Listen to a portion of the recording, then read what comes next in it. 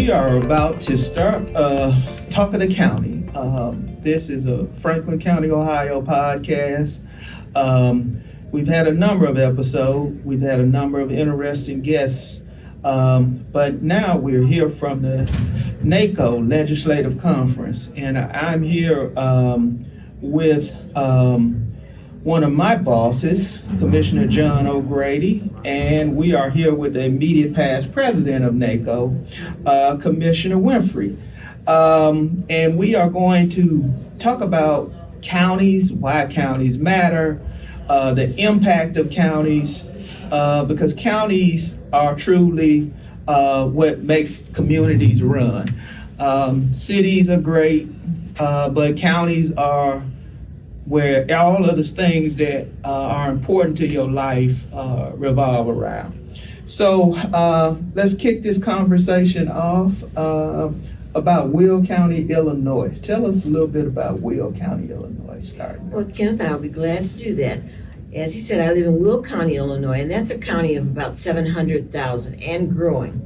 We're at the crossroads of Mid-America. We're the largest inland port in North America, and we're situated on Interstate 80 with Interstate 55 and 57 on each side. So if you think of an H, 80 in the crossbar, and the two state uprights, football, are Interstate 57 and 55, which gives us a lot of truck traffic, people going east and west through there. We have a large intermodal presence, plenty of Amazon sites, Dollar Tree, Walmart, IKEA, you name it. We've got a warehouse for it because from where we are, we can ship anywhere in the country easily.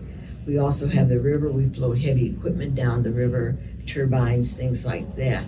So we are a growing area. At one time, we were a heavy farm area when we were much smaller. Over the years, the Caterpillar presence there, a number of other companies have come in. We've grown, expanded, and then because we are right outside Cook County, which is Chicago, a lot of people like to live out in our area and commute into the city to work. So that's also caused a growth of development. And then following the national trend, people are living longer. So we have grandparents, their children, and the grandchildren all as adults in the community. So that's escalated the population as well. I always like to sprinkle in these podcasts some fun facts regarding the community where my guest is from, or something about them. What's this Blues Brother connection with Will County? A lot of people know us because of that. And the main city, Joliet, which is where I live, is familiar to a lot of people from the movie The Blues Brothers. At the old Joliet prison, part of The Blues Brothers was filmed there. We do still film at that prison because it's now closed down as an operating prison. But a lot of people also know us from going back historically Al Capone days at the old Collins Street prison. So the part that says in the movie, "Abandon all hope, ye who enter here," that has been preserved. We now have that as an historical tourist site. People can come. We have in August the Blues Bash, and this bartender wears the Blues Brothers hat and the whole shot. We have the sunglasses. I'm a part of the group that works there when we have the big tourism push. And it's similar to out in Pennsylvania, they have the prison where the Shawshank Redemption was filmed. Same kind of idea. We're trying to restore it and use it as a tourist attraction and support that area immediately around it as well by bringing people in, restaurants, the tour groups, movie filming. There's a haunted house on the property and a number of other things to not only bring revenue for the city, but right in that neighborhood, which is one of the more underserved areas. So a lot of attention for that we have. And we're also on historic Route 66. So along the route in the Joliet area, you'll see Blues Brothers icons along there. And at our Joliet Historical Museum, you can have your picture with the Blues Brothers. It's cool. Travel and tourism is important. So if you are cruising through Illinois, you can check out a lot of Blues Brothers stuff in Will County, Illinois. So that's pretty cool history. And I think there's what's the best food that's in Will County? We have a little bit of everything. At one time, we had a very heavy truck farm population, a lot of immigrants and farm workers. So we have a very heavy Mexican culture there, a lot of Cuban, Puerto Ricans there. We have a very strong Serbian Croatian population. So from either end of that spectrum to more bland to hot and spicy, we've got a range of foods there. So whatever you like. St. Patrick's Day is a big push in our area, as it is in a lot of places, but we have a very high Irish population. So any place you go in town, you can get the corned beef cabbage, you get the carrots and potatoes and the whole shot with the marble rye bread. So any holiday you can think of, we've got a part of that population in town and are featuring that kind of food.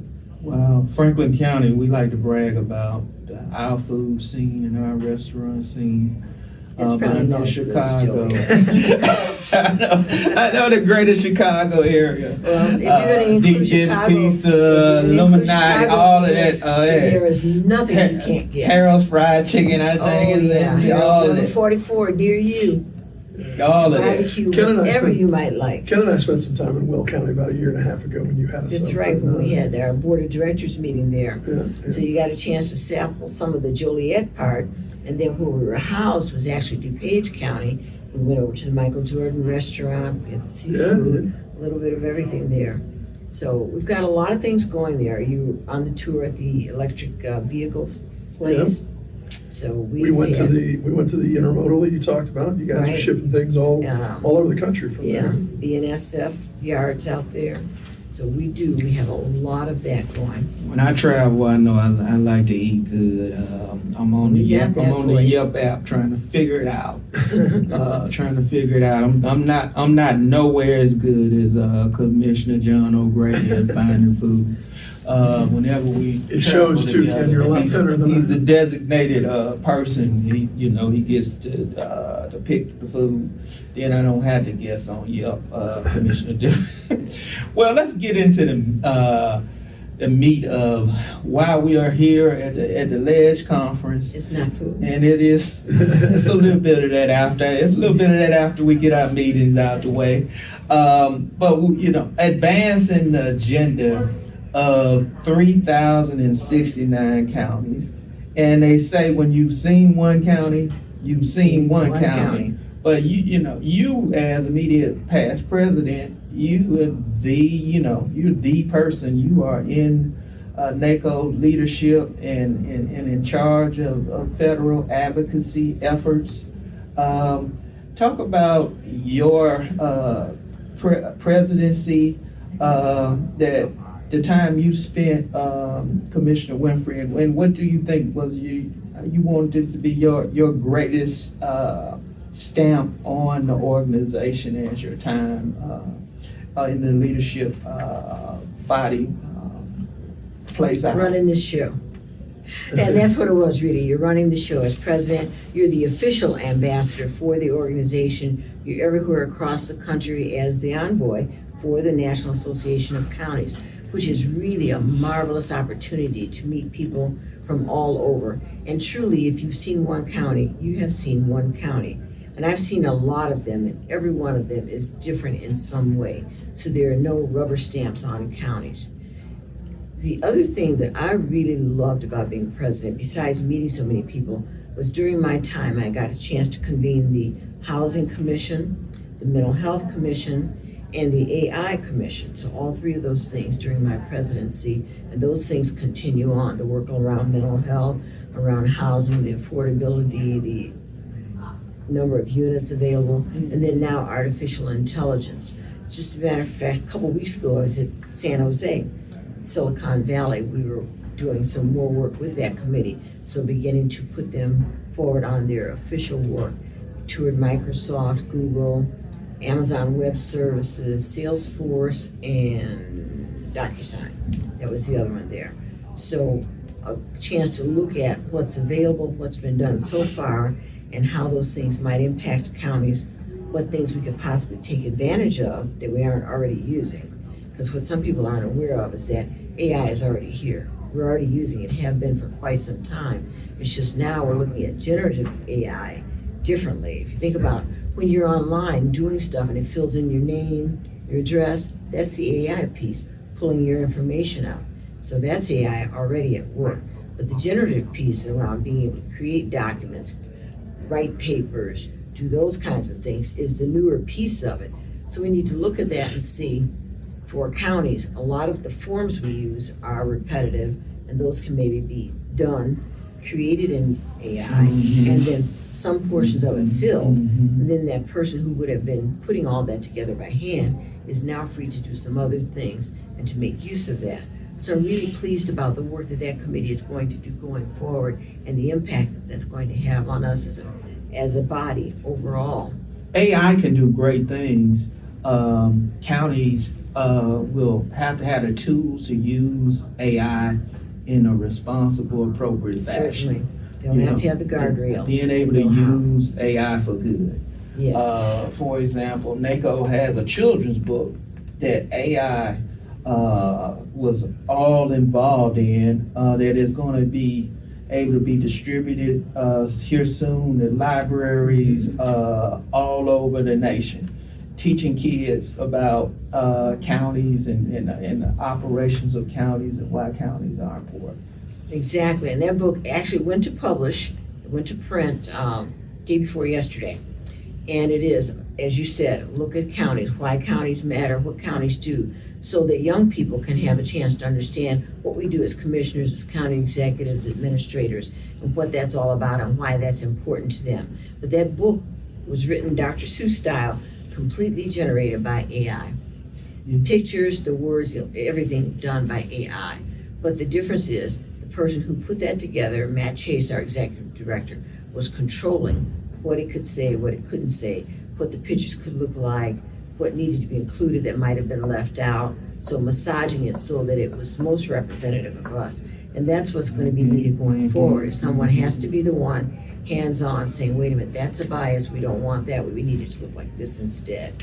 Or you can't do that piece, that needs to be done by a human. So that's going to take a lot of work from us as counties coming together to say, here's what will work, here's what won't, and this is the guidelines or guardrails we're going to put in to make sure we stay within those boundaries. It's great artwork in there, as you point to, that was generated by AI, but there were certain biases that had to be altered. For example, in there, women were put in all suit and ties in each instance where they were in a leadership role. And that had to, there's still one in there, I believe, that was left in there just to show what, that is how AI functions. Yes, because it uses an that. actuarial stereotype to produce the data. So in its mind, AI and the thought process, this is what leadership looks like. So you have to be aware that there are biases there and pay attention to that when you're working with it. So when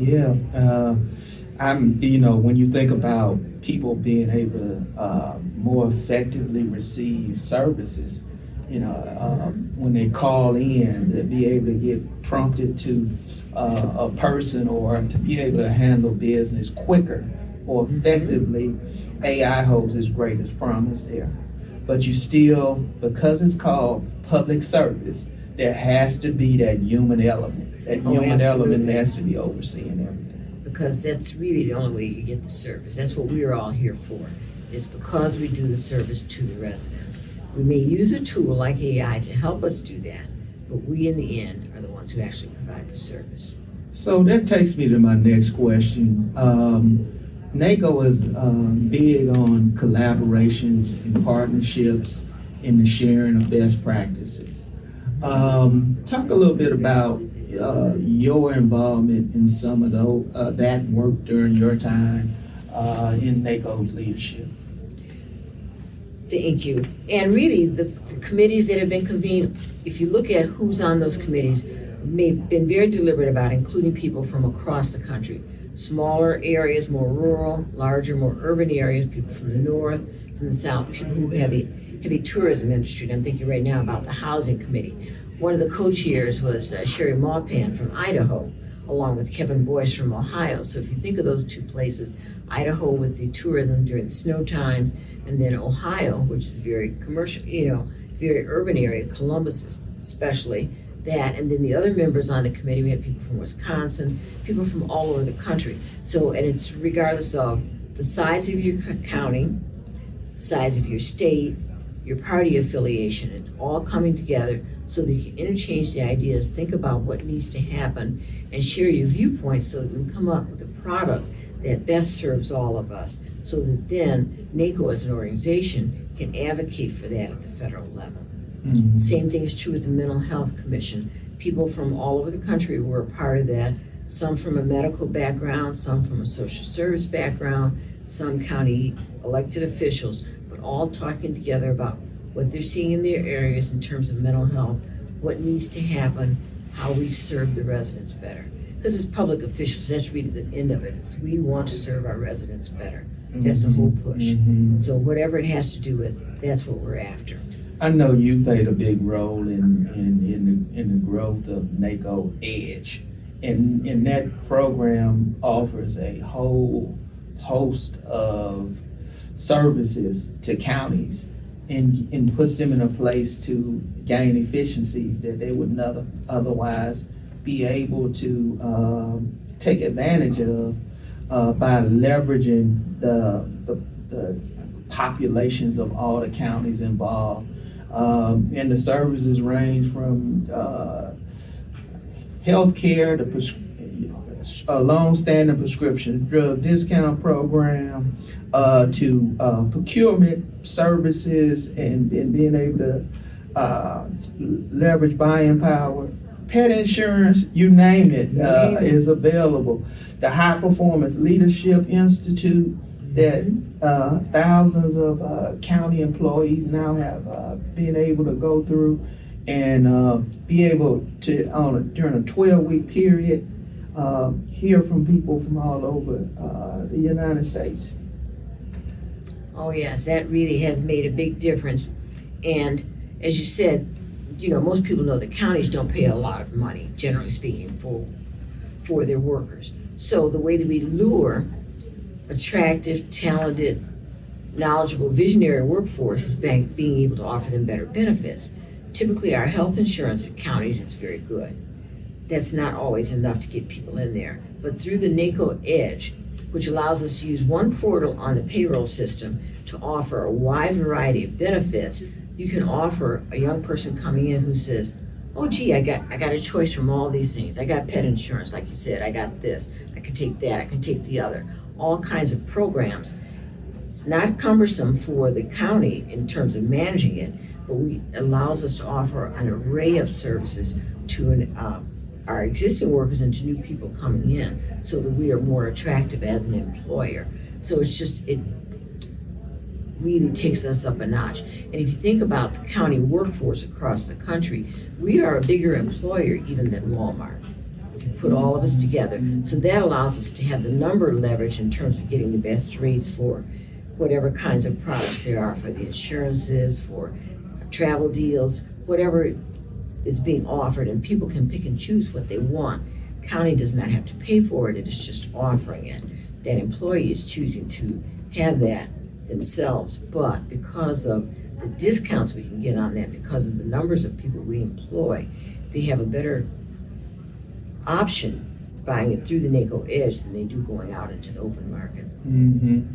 You talked about all of the counties that you visited during your time as president. How was it possible to balance the obligations with the presidency of NACo and traveling to all the state associations and taking care of home, the people of Will County, Illinois? I had roller skates. And that's really what you have to do, because there are some weeks where I might have gone out on Monday morning, come back on Wednesday, gone someplace on Thursday, come back on Saturday morning. Sometimes and very, very often I was traveling every single week. Just depends on what was going on. So, and I've been all over the country, literally all over the country. So you have to look at the calendar, you know what you've got coming up, you know when you're traveling pretty much. And so you squeeze in as many meetings as you can when you're on the road. You have your laptop, you're on the Zoom, you're joining as much as you can remotely, because you also have the responsibility. You ran for this office, you took it to be the president, so you have to fill that work in. Mm-hmm. So you have to do that as much as you possibly can. So you're gone a lot. Yes, you are gone a lot. And I tell anybody who says they're thinking of running, what about it? See, it's up to you. Understand you're going to be gone a lot, and it's going to be necessary. You also, because we are in DC and we are building a relationship, with the administration as a high-profile advocacy agency, you will have invitations to DC on the regular too. So that means that you also may be flying in the morning, stay for the day for meetings, flying back out at night. So that's a part of the package. Also invitations to different things here. So as well as your other travel around the country for the counties, associations, and different conferences, congressional briefings, that kind of thing. So it's a busy year when you're actually the president, and it's not that slow really as immediate past. I've been here since Tuesday, and I'm here since Tuesday because I had invitations for Tuesday morning, or Tuesday afternoon and Tuesday night. So then rather than fly home on the red eye Tuesday night and then come right back on Thursday, I just stayed over because with Thursday morning we started right back in again. So this is Ken's show, and I don't want to hijack it too much, but obviously we're here in Washington for the legislative conference for NACo. We're here for the business of counties, but I want to, for a second, a lot of our folks that are paying attention, and we get this back home, and I know you do because we all do. We get the question, what do counties do? What is a county commissioner all about? And because your average your average citizen, average resident, everybody seems to know what their mayor does and who their mayor is. Or they know what their senator does, but they don't know what we do. They don't know what the counties do. Generally speaking, they might if they have a direct connection to some county agency or for some county service, but by and large, they don't. And that's that's okay. Not everybody's as in tune as we are, or as others might. I like to refer to all of us in county government as we're all a bunch of nerds that do this stuff for a living. But the city has their role, the township has their role, the county has their role, the federal government has their role. How would you, over the course of your career, how have you summed up or learned how to sum up the role of a county commissioner in your time? And usually what I say to people, they say, what do we do? I say, we're the ones who provide all the services you use. You've got the health department, you've got all the different county agencies, you've got your judicial system, all the sheriff's police, all of that. We provide that for you, and gladly. We provide that gladly through your tax dollars at work. The assessor, the people who are coming out to collect stray dogs, all of that is happening through your county representative. So when you're thinking about, you're talking Mr. Mayor, Mr. Mayor, Mr. Mayor, that's all good, nothing wrong with that. But at the heart of it, where you live, what you need is provided by the county. And that's really the bottom of it. We provide the day-to-day for people all over the county. Yeah, I always describe it as the job that we do is unbelievably thankless. It is. But it's the work we do, the work that our employees all do. It touches everyone's lives day in and day out. Ken and I, on a regular basis, have lunch with the mayor of our largest city, Columbus, and his chief of staff, and we went into a restaurant, had lunch, and everybody in the restaurant, and the owner of the restaurant, and everybody else in the restaurant wanted to get their picture taken with the mayor. And while they were doing all that, the mayor says, "Oh, you want to get your picture taken with County Commissioner O'Grady as well?" And they were all like, "Oh, sure," like as an afterthought. "Oh yeah, I didn't realize he was here." And so we took some pictures and we sat down and they were chuckling about the fact that as an add-on, let's get a picture with the commissioner. And I said, it's kind of funny. Everybody that's in the restaurant, everybody that's in the neighborhood, we touch their lives with the work that the county does day in and day out. We provide all the services that they need in their lives day in and day out. You guys pick up the trash and you send a policeman whenever they might need a policeman, and if their house catches on fire, then you send a firefighter. And depending on you do those things, and we provide everything else for them, and they don't know who we are, but they want their picture taken with you. Yes, exactly. And in our area, because we have all the truck traffic, people complain about the trucks, but we're the ones who are patching those roads. Even though the city has annexed a lot of that area and is getting the revenue from it, we have the roads You have the roads, but you're also the ones making certain that all the groceries are showing up on the shelves. Shelves, yes, all of that. Snow, and we're in the Midwest just like you, so we have the snow. We're the ones plowing all that. We also knew when we ran for the office we ran for that we were never going to be as popular as the mayor, but that's okay. But because if we did, we'd have run for mayor. Yes, we still do that work. That's right. We make sure their roads are cleared of the snow. We make sure they're patched. We make sure that the trucks are following the load limits so that they can get the school buses through. Whatever it is they need, we're really taking care of. We make sure that their families are fed. Their children are being taken care of. Their parents and their grandparents are being taken care of. They have health care available. That's right. The hospitals operate as they should. Whatever it is. Their mental health needs are all being addressed. One thing after another. What I'm beginning to amplify is it's a matter of what counties don't do. I think is what you should think about. That's probably the easier thing to explain. We won't rescue your cat out the tree. The fire department handles that.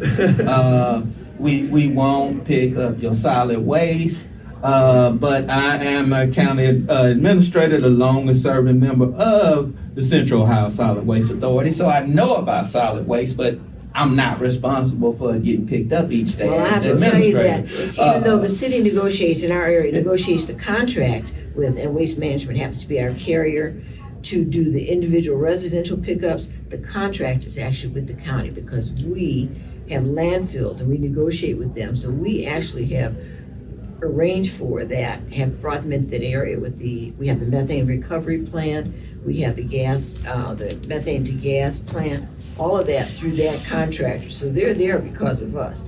We have provided that even. That's how their trash is getting recycled in a way that's beneficial to them. The county is doing the county engineer's budget is part of the county's $2.2 billion budget. Yes, it is. County, and we make sure that we work with the county engineer to make sure all the roads are plowed in the unincorporated areas and all the bridges are inspected. So we are very much linked to infrastructure in a large way at the county level. Well, like every other major urban area in the country, we found ourselves with a gun violence problem. And while we as county commissioners don't directly oversee, anything that would be necessarily impactful in terms of being able to impact that particular conversation, we do oversee budgetary agencies and different agencies, and for instance, the court system and justice policy and programs and the different agencies and entities that all touch that particular issue in our community. So we convened conversations. We brought everybody together to begin having conversations between different county agencies, the court systems, and the city of Columbus to make sure that everybody was coordinating their efforts, and to see if we could not find a way to be impactful in that problem in our community. And it's beginning to look as though it's having an impact. Because you can't have one agency operating in this silo and another agency operating in another silo, and have they're them all not touching the same problem, and have them not coordinating and talking to each other, which is what was going on at the time. And now they're all coordinating and talking to each other, and so it appears as though the numbers are starting to show that they're having an effect. That's good. And you mentioned another thing in the course of that is that even when we are not directly responsible for something, counties do have the power to convene and to pull the units together, and through that we still make the difference that changes residents' lives. Convening conversations is something that I've been preaching. We talk about this all the time. Commissioner O'Grady and I talk about this all the time. It could be from school safety to addressing substance use disorders. It could be how to spend opioid settlement dollars. Whatever it is, counties are uniquely positioned to be the conveners. That's right. Because county government, if there is a center or a nucleus, it's the county. During the pandemic, almost from day one, Commissioner O'Grady and his colleagues developed an administrative call every morning, and we went for Leaving here. We 'cause went that every right single day. Hundreds of people at this peak were dialing in to hear what they needed to do That's to right. get the latest health update. To You'll get recall- to We connect did to, that, same thing, because community we were services. here for the legislative That's right. conference, left here, went directly to the shutdown. That's So we right. did the same thing. We set up the Zoom call and the hotline, which was tied to our health department. So whether they were listening in on the call and looked at the screen and got the number, or they, on their laptop, dialed to the link, they got the administrators talking Problem. about what the problem was and what was being done and where we stood. And the health department was also tied in on the link, because our county health department, our FEMA was a part of that call as well. All of those groups tied into the same call and accessible to the residents online. You'll recall 4 years ago, we had probably the largest luck meeting we've ever had, several hundred people in the ballroom downstairs. Right. And we had a briefing from the CDC came in to tell us about this novel coronavirus Right. and what was coming. And we all left here, flew back home, and immediately started setting up these countywide calls that turned into Zoom calls.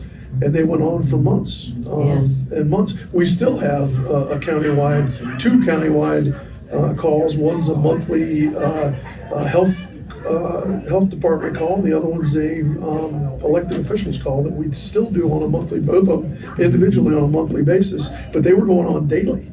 We did too. We did it every morning. That was the first thing in the morning. Yeah. We had the call, and we had all the agencies on, and we still have FEMA still does an update, and theirs is, I believe it's 1 month now, the call. But after we, got out of that situation, backed out. But during that, when we went home from here, started right in, same thing. Every once in a while that will come up, and something will happen, whether it's gun violence. At the time there was a we were requesting mask mandates from our municipal partners, which we can't demand, but we were requesting it. There were things like that, and different issues where we do what we can to try to convene the conversation, because while we may not have any jurisdictional authority in a matter, we try to do what we can to be the conveners of a conversation, because that's one, as we've all agreed, that's one of the ways that county commissioners can be leaders in a particular area, even if you don't have jurisdictional authority. That's right. And others can't necessarily do that. No, they can't. They can't pull the groups together. And then we model the behavior we're looking for. We show That's right. them. Because we also run a nursing home, county-run nursing home. So during the pandemic, our nursing homes, all our county buildings were locked down. We did not allow anybody in without the mask. And then at the very front end of it, if you just didn't have to be there, you didn't come in at all. That's right. As much as we could, we did online. Another example of, if you've seen one county, you've seen one county, because we don't run nursing homes in Franklin County. We had that one. Yeah. And it is now the highest ranked in Illinois. It's a 5-star. We've had some others close down. They're privatized, and there's some money issues with standards and one thing and another. Counties truly take care of the birds and the bees. Oh, absolutely. Some counties All the way run the across school the board. district. Every county doesn't, but some counties do. So every county has its own unique operating way of doing business. The smaller ones take care of more things because there's just not enough people to go around. But wherever you are, counties are where the rubber meets the road. You had to exhume leadership. You had to be unpopular sometimes. Oh yeah. Because there was, the wearing a mask, became a political issue. Yes, it And did. we had leaders in communities across the country that says there's always a first on the talk of the county. This might be this is going to be PG. So we had a saying, wear your darn mask. But Really, everyone didn't say that. But since talking to county's PG, I'll say people will say, wear your darn mask. Yes. I got in a little bit of hot water with that at my house, because I was quoted in the newspaper for saying, wear your darn mask, and was quoted in the paper, and so my mother-in-law bought a mask for me that had that printed on it, and so. It was a necessary thing people needed to do, and I said, wear your damn mask. Yeah, we were 'Cause that rooming really and was almost what made needed to happen. t-shirts. Yeah, we'll talk about Yeah. t-shirts That's at what one needed to point. happen. You know, how hard is that? You know, we had them at Well- every door, take them in, you know.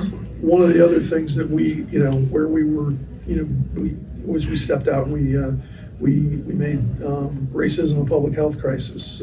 It is. We And- adopted your resolution. Yeah, we were one of the first counties in the country. Also, Cook County and a few others were some of the first counties in the country. You guys were as well, and we came here to NACo, as a matter of fact, and a lot of other counties around the country then followed. Well, Right. Us and Will County and Cook County and others, but when we did that, our local community, our city did it just after we did. The city of Columbus did it.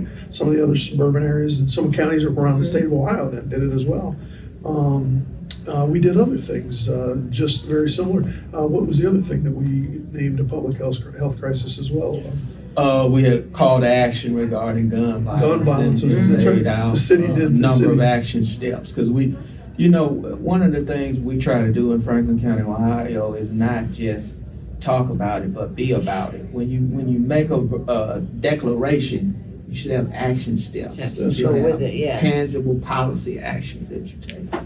And that's one of the things we try to do in the commissioners push county administration to, one, take action, and two, where's the data after you take the action, so we can determine whether what And we're you need doing to pre and the effective or not. post so that Yeah. you see the impact as you're moving along, yes. So Denise and the work that she does in Will County, so she and I served together on the large urban county caucus as vice chairs for years. And so Denise and I have known each other for a long time. We would sit next to each other in the LUC steering committee meetings for years and talk like this, while steering committees would go on. And so a lot of the things that we've done in Franklin County are also things that they've done in Will County, but that's what NACo's all about.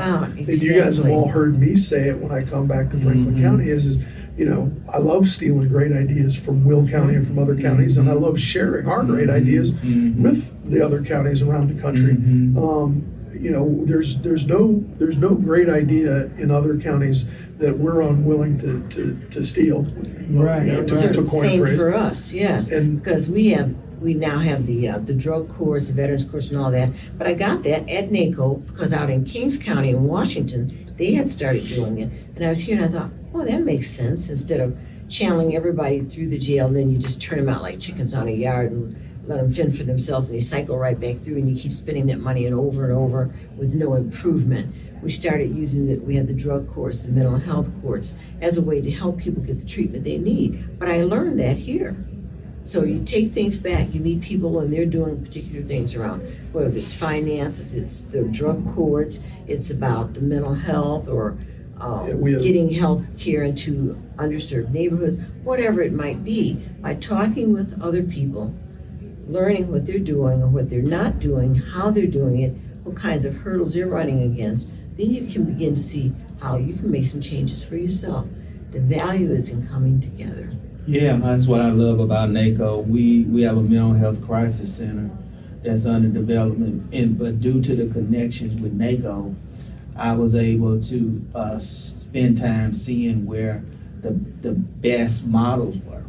And I was physically able to go to Maricopa County. I was at another meeting and I had the opportunity to see their mental health crisis center and seeing how it was so effective in getting people the proper care they need in crisis versus them being incarcerated unnecessarily. And that all of those things come out of NACo. I remember you and I, those opportunities to talk, you as an elected official, me as an appointed executive. We were in Jefferson County, Kentucky, Louisville, talking about health disparities and ways to tackle health disparities. And we had a very great conversation around the need to realize that gun violence is a public health issue. It certainly is. And we had a great conversation. Well, we would not have had that chance to talk had we not both been at that healthcare forum that was being held there. So it's just opportunities have come by being members here and then participating in the different groups here and talking to the people here. I'd say that is the best part about NACo, is having a chance to be connected and to hear from others. And you get enough opportunity to fellowship as well. Yes. NACo has been known to, have some nice receptions and individuals get to, the work we do is so serious and so critical, as we've been talking about here this morning. But people get the opportunity to kick back. We find out what genre music some of the commissioners like, and whether they in the wine or some other adult beverage. The Honorable Denise Winfrey, what is your favorite adult beverage? Oof. Two things. I either want wine or I want the bourbon and cognac. One of the two. And if I gotta choose, then I'm going with the brown liquor. You're right on either side, but yeah. But I love the dry wines, red or white, and I like the bourbons, as you know, and the cognacs. I love that. So, but I can be happy with tequila too. That's a trend. Yeah, that's a trend. I can be happy with tequila, and I've been known to sip gin. That's a trend now. The tequila has gained a new popularity amongst a lot of people. It's not my go-to, but if that's what they've got, I'm drinking it. But I like to enjoy the community here and the fellowship and the socialization here as well. And so we have drinks together. We may play cards together, listen to music, dancing. During this conference, there's going to be some karaoke. So there are opportunities for people to just relax and enjoy each other's presence, and then also opportunities for people to learn from each other. The second vice president, J.D. Clark, I learned that he's when we were in St. Paul back in December. I learned that he's quite a karaoke star. He is. I was in Texas with him for, they had their conference, and I was out there in Lubbock, Texas it was. And so they had a guitar jam session. So all of a sudden, he moves from our table, he walks forward. I didn't know that before then. And he's got his guitar there, and the band is already on stage playing. He goes over, talks to them. They finish the number they're on. He joins them, and they're working together. Then he's on the microphone, strumming his guitar and singing a song he wrote. Never knew that before, but would not have that opportunity to know that if we weren't participating with other counties. Just like at the board of directors meeting in Minnesota, I was down in Lubbock, Texas at their conference. That's how we get to know things like that about people. And he's really very good. You can read personality through music. At least it gives you insights to individuals through music. Yes. Because when I see Commissioner Denise Winfrey, I think about the Queen of Soul, Aretha Franklin. That's my girl. Respect. That's what I think when I see you when you walk into the room. That's what I think. And that is my walk-on music, is that. And I had the chance to share that with the president, as I was talking about what that meant to me before I introduced him. So, and I couldn't see him from where I was standing on the podium, but I was told from the people in the back that as I'm talking about what that means, he's going, yeah, that's right. So he comes out, after I've talked about that and introduced him. But I love music. And I'm a person who, if music is playing, and it doesn't really matter what kind it is, I'm going to start tapping. I might start snapping my fingers. The other Tuesday, I was at the White House, and the band there is really exceptional. They were playing a medley of Motown hits. They were rocking the house. And so I couldn't stop. Just with them. And when I first came in downstairs in there's a little corner where there's usually a trio sitting. They were playing Stevie Wonder. And I thought, wow, this is good. I could hardly go the rest of the way in. Then I got upstairs where the reception was, and the band was really going to town. They had the guitars going, they had a choir with them. It's just wonderful. So it's just great to be able to enjoy music. There's been so many cool people I have met during my time in NACo, and I always take note of the walkout music. I mean, when some of the walkout music, no one. If you didn't know NACo, you wouldn't know someone would have Too Short as their walkout music. Barry Johnson, yes. Yeah, he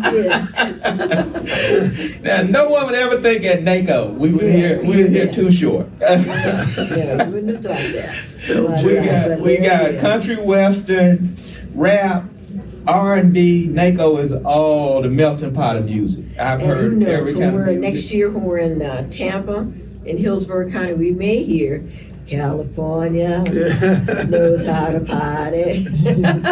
James Gore. James Gore. Yeah, so you get it. You don't get know. it all. You get it all. James NACo. Gore from Sonoma County. I went to the White House with him a couple years ago. He had on camouflage Yes, he wingtip did. shoes. That's right. Wingtip shoes that were camouflage. We were there for the holiday party. Yeah. Yes, that's what it was. And he did.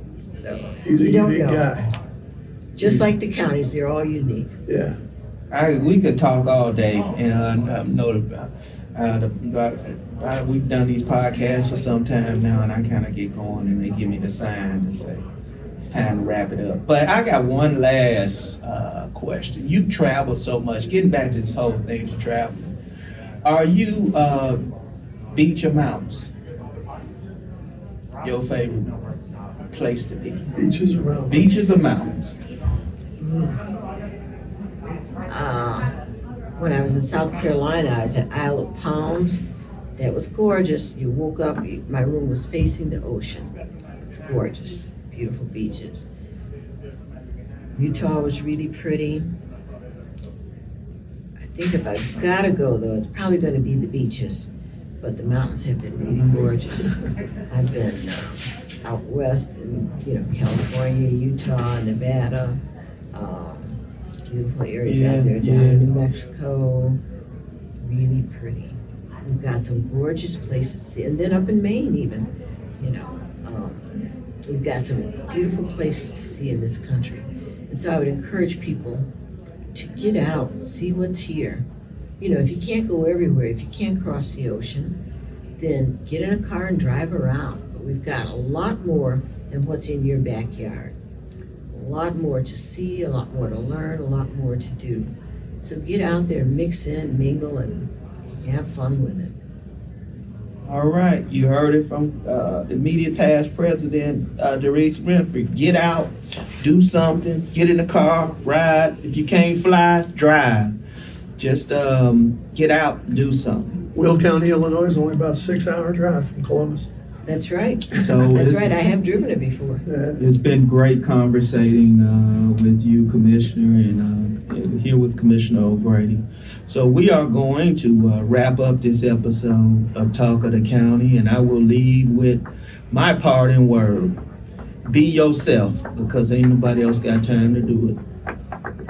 And I'll leave with Sly. Thank you for letting me be myself. All right, it's a wrap.